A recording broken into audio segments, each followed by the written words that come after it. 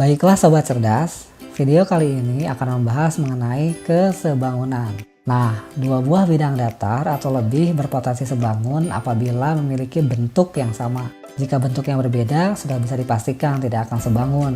Karena kesebangunan memiliki syarat, yaitu yang pertama, sudut yang bersesuaian atau seletak memiliki besar yang sama. Kedua, sisi-sisi yang bersesuaian atau seletak memiliki perbandingan yang sama atau sebanding. Masih bingung? Coba perhatikan gambar bidang datar berikut. Terdapat sebuah bidang datar berbentuk segitiga siku-siku. Kita sebut saja segitiga siku-siku A, B, C, di mana besar sudut A adalah 30 derajat, sudut B adalah 90 derajat, dan sudut C 60 derajat. Panjang sisi A, B 12 cm, sisi B, C 8 cm, dan sisi C, A 16 cm.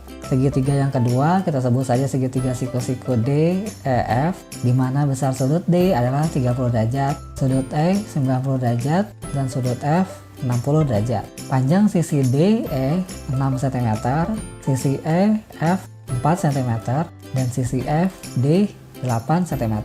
Nah, syarat yang pertama adalah sudut yang bersesuaian atau seletak sama besar. Perhatikan, sudut A sama besar dengan sudut D, sudut B sama besar dengan sudut E, sudut C sama besar dengan sudut F.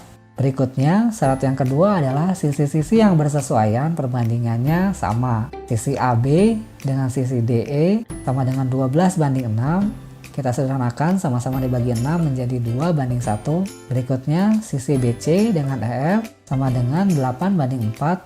Kita sederhanakan sama-sama dibagi 4 menjadi 2:1. Berikutnya lagi sisi CA dengan sisi FD sama dengan 16:8. Kita sederhanakan sama-sama dibagi 8 menjadi 2:1. Nah, perbandingan sudah sama ya. Syarat yang pertama dan syarat yang kedua terpenuhi, jadi dapat disimpulkan bahwa segitiga ABC sebangun dengan segitiga DEF. Itulah contoh dua buah bidang datar yang dikatakan sebangun. Nah, berikutnya contoh penggunaan teori kesebangunan dalam kehidupan sehari-hari. Coba kita perhatikan gambar ini. Dalam gambar tersebut terdapat sebuah gedung, misalkan kita ingin tahu berapa kira-kira tinggi gedung tersebut.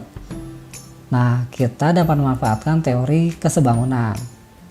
Kita bisa menjadikan tinggi air mancur yang berada tepat di depan gedung tersebut sebagai alat bantu dalam perhitungan. Diketahui, air mancur tersebut dapat menyemburkan air setinggi 3 meter.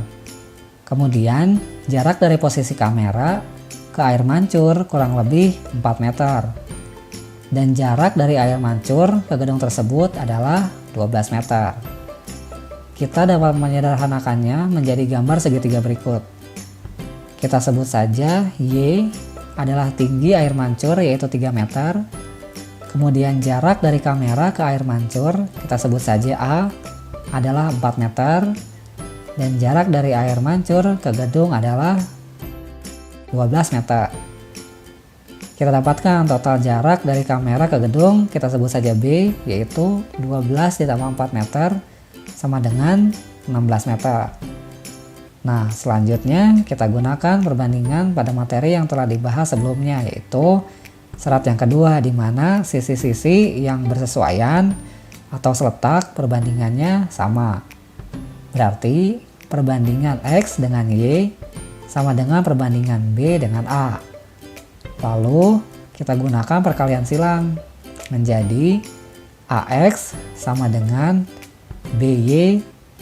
Nah, kita substitusikan nilai-nilainya menjadi 4X sama dengan 16 dikali 3. X sama dengan 48 dibagi 4.